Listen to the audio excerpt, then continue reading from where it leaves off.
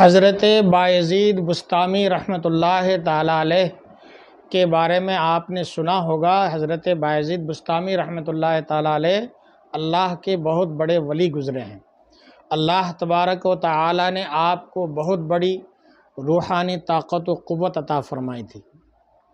ایک بار آپ کے شہر بسطام میں ایک طوائف آ گئی اور اس نے اپنے فریب کا جال اس طرح سے بچھایا کہ بسطام شہر کے بہت سارے نوجوان اس طوائف کے دیوانے ہو گئے اور اس کے کوٹھے پر پہنچنے لگے اور اس نے ماحول خراب کرنا شروع کر دیا۔ اسی دوران کچھ بوڑھے بزرگ حضرت بایزید بسطامی رحمۃ اللہ تعالیٰ علیہ کی خدمت میں حاضر ہوئے اور کہا کہ حضور، ہمارے اس شہر کے اوپر آپ نظر کرم فرمائیں، کچھ کیجئے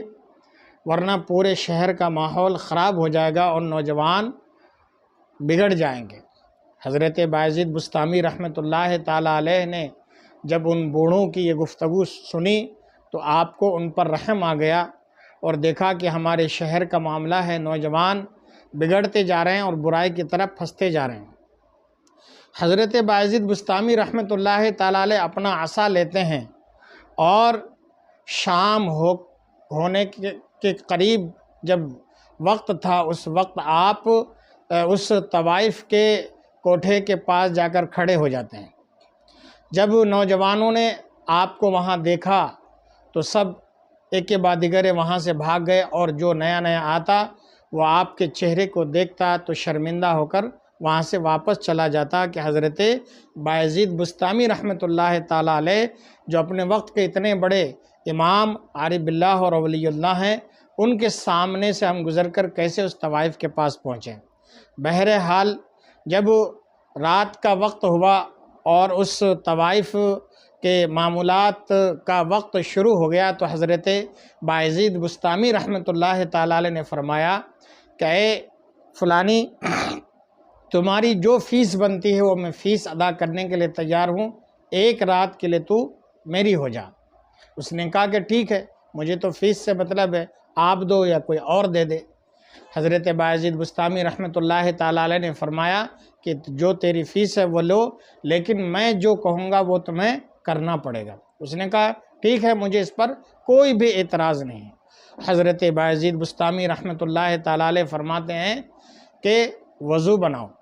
اس نے وضو بنایا، آپ نے مصلی دیا اور کہا اس مصلی کے اوپر کھڑے ہو کر 2 رکعات نماز کی نیت باندھو اور نماز پڑھنا شروع کرو۔ حضرت بایزید بسطامی رحمۃ اللہ تعالیٰ علیہ چونکہ آپ طے کر چکے تھے کہ میں جو کچھ کہوں گا وہ کرنا پڑے گا، تمہاری جو فیس ہے میں پوری فیس ادا کروں گا۔ اس طوائف نے وضو کیا، مصلی پر کھڑی ہو گئی، نماز پڑھنا شروع کیا اور حضرت بایزید بسطامی رحمۃ اللہ تعالیٰ علیہ اپنے وقت کا اتنا بڑا امام، اپنے وقت کا اتنا بڑا ولی، اس طوائف کے مصلی کے پیچھے آپ سجدے میں سر رکھ دیتے ہیں اور خدا کی بارگاہ میں دعا کرتے ہیں، اے پروردگار عالم، اس طوائف کو زنا کے دلدل سے نکال کر یہاں لانا میرا کام تھا، مولا یہاں تک پہنچانا میرا کام تھا، آگے اس کو توبہ کی توفیق دینا تیرا کام ہے۔ پروردگار،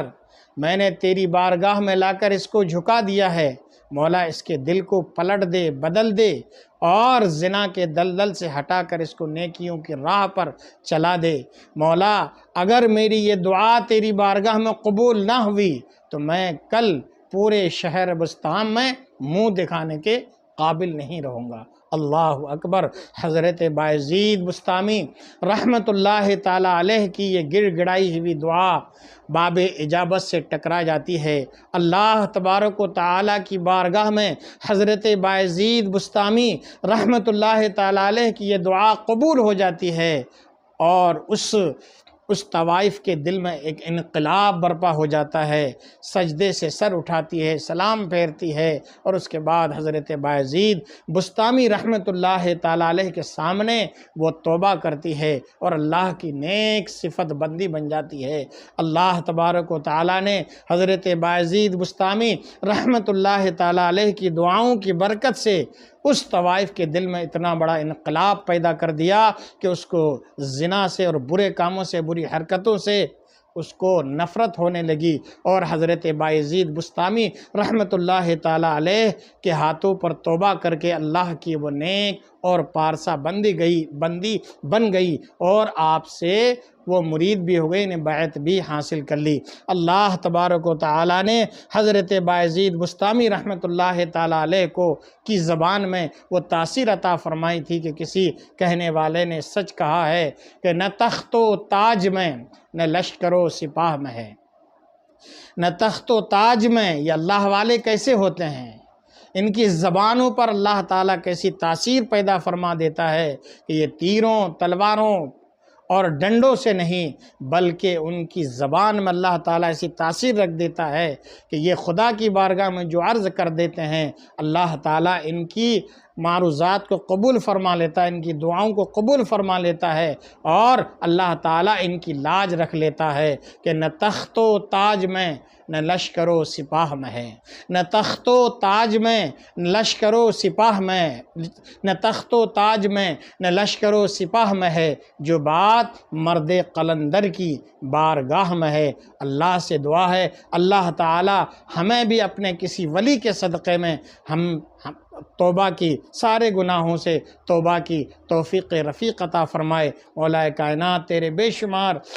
بندے ہیں جو تیری بارگاہ میں مقرب ہیں، جو تیری بارگاہ میں قریب ہیں، جن کی دعائیں تیری بارگاہ میں قبول ہوتی ہیں، ان کے صدقے میں ہمیں بھی نیک بندہ بنا دے۔ میرے بھائیوں، حضرت بایزید بسطامی رحمۃ اللہ تعالیٰ علیہ کا یہ پیارا واقعہ آپ نے سنا، دوسرے بھائیوں کو بھی سنائیں، دوستوں کو بھی سنائیں، اپنے گھروں میں بھی سنائیں، اور اس ویڈیو کو لائک اور شیئر بھی کرنے کی زحمت گوارا کریں۔ اور اگر آپ میرے اس چینل پر نئے ہیں تو سبسکرائب کرنے کی بھی زحمت فرمائیں، اور اگر فیس بک پر آپ دیکھ رہے ہیں تو اس کو فالو اور لائک بھی کر دیا کریں۔